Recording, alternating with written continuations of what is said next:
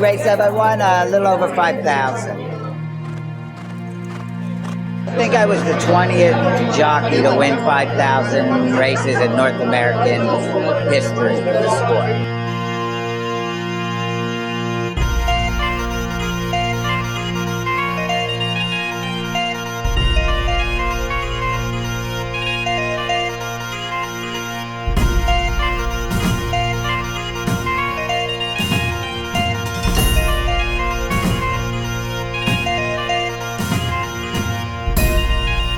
I'm 56 years old. I started, I was 18 years old when I started.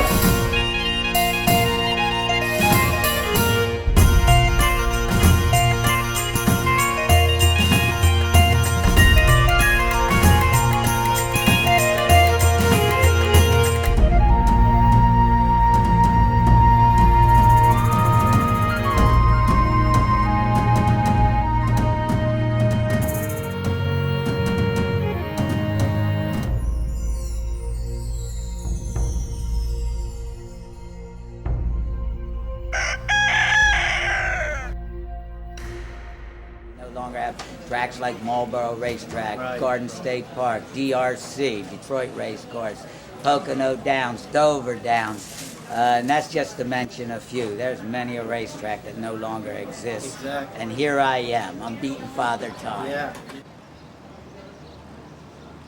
Hey, my name's Tony Black. I'm a jockey at Philadelphia Park. I've been riding 38 years and I'm 56 years old. Racing's been a part of my family, in my family for quite a long time. I wrestled in high school, and of course that was something that you did. It was weight classes, and you wrestled in your weight class. Well, being a jockey, this is my weight class. Not everybody can do it. Not everybody has the physical ability or mental ability to do it. I've been blessed with both. You wind up connecting with a lot of people that know how to win races. You ride a lot of horses, a lot of races, and you show up every day, and that's how you win 5,000. Winning 5,000 races, I possibly had to ride 34,000 races to win 5,000. I've been on thousands and thousands and thousands of horses in the morning, exercising them, learning what some of their peculiarities are. And I always think to myself, riding 38 years, I've been on every kind of horse that God ever created when it comes to race horses.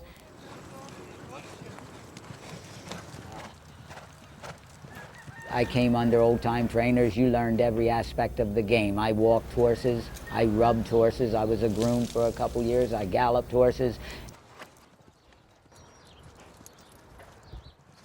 After 3 years of having experience with horses and then learning how to gallop them and breeze them and work with every aspect, in every aspect of taking care of the animal, eventually move on to being a good exercise boy, a good jockey, and you build from there.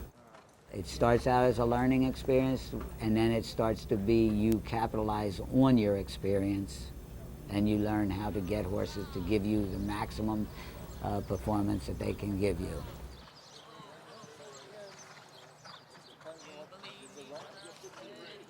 I truly believe that there are jockeys that have a sixth sense. It's a feel they have for the animal, and it's also the feel that they have for the animal and the animal has for them on their back. It's a communication without speaking. And I think that's the natural jock, the jock that didn't have to learn it. It's just a natural ability that someone gave him. I think there are jockeys, though, that have to go out there. They have to learn what's the right thing to do on their back and what's the wrong thing to do on their back. And you only do that by getting on many, many horses in the morning and developing a rapport with the animal. You develop a way of communicating with the animal. It's a sense, it's a feeling that you get when you're on the horse's back. It transmits through your body, through your legs, into your hands. The jockey's hands is very important. You know, you learn to handle these horses with a bit in their mouth. Sometimes it's made of rubber, leather, or steel. The reins are what makes your hands have contact with the horse's mouth. You start learning how to finesse him, how to BS him, how to get him to do what you want him to do without just muscling him. I think at times I myself have hard hands on a horse's mouth, and I'll use a little bit too much muscle and not enough finesse, and I have to catch myself and say, settle down, stop pulling on him, give him his head, bring him back in. It's like a give and take. Let it out, reel it in. Let it out, reel it in. And then he gets the idea of what you want him to do. When you pull on these horses, you're talking about an 800 to 1,000 pound animal with 115 pounds on their back. There's no way in the world that my 115 pounds can out-muscle an 800-pound animal. To some degree, that metal bit in their mouth or the leather bit or the rubber bit might assist you in restraining the horse. But your hands are what teaches you to use a little muscle, a little finesse, and they learn how to handle the horse and really communicate with him with that gentle touch, a little gentler and kinder touch.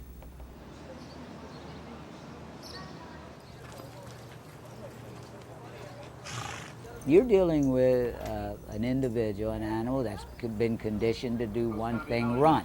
But you can't be inside him and feel what he feels that particular day. As we know with any athlete, human athlete or animal, it's not always predictable. It's not always written in stone. You know, horses have good days, bad days, intermediate days, as jockeys do.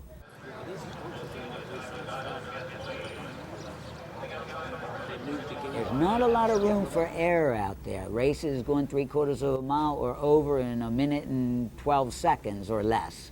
So you don't have a lot of time to dwell on your decisions. A lot of them become instinct, and you have to make them immediately, and you have to adjust immediately. There's one thing that jockeys must be. They must be versatile in their thinking, and it must not be one-dimensional in their thinking. You have to adjust with what actually is unfolding in front of you. What you would like to happen doesn't always happen. So that's why you have to be very versatile.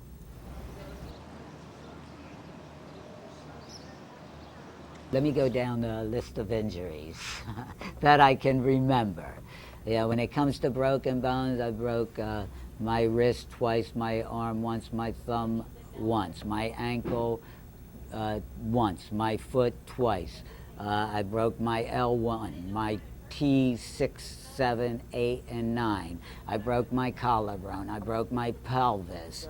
I have a plate and 10 screws in my right shoulder.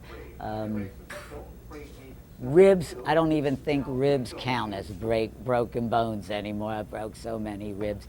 Fingers and toes don't count.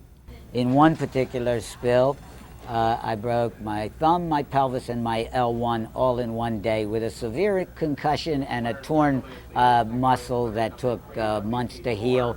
And I believe it was less than 5 months I was back in the saddle winning races.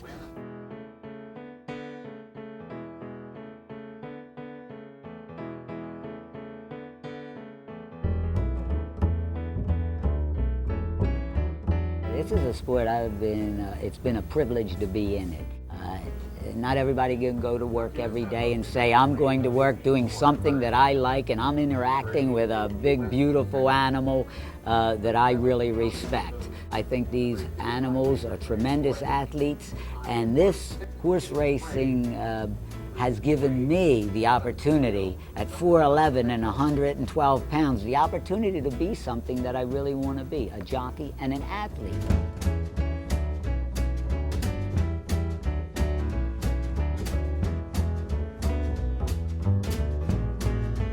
And it's a great sport. It's an exciting sport. You can't ask to go to a better job on a daily basis. 56 years old, probably at the end of my career. Been doing it since I was 19, just coming 19. So we definitely are at the end of the career, but I don't regret a moment that I've spent being a jockey, and absolutely don't regret a broken bone for the price I paid to be a jockey.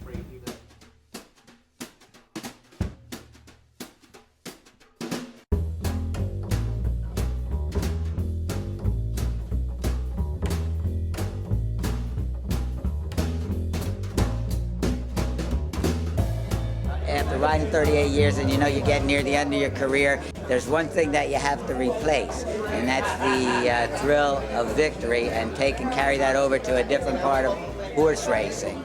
And I don't know how you do that.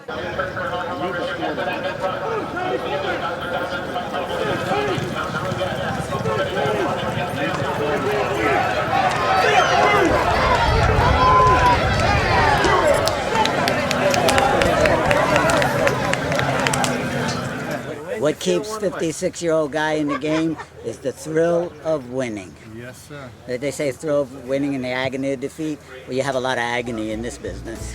Did you know about Tony Black before you got here? Yeah, everybody's saying how he's the man, he's the jockey, which he is. If I could have a name like Tony Black, I'd be happy. It's always a pleasure. Thanks a lot.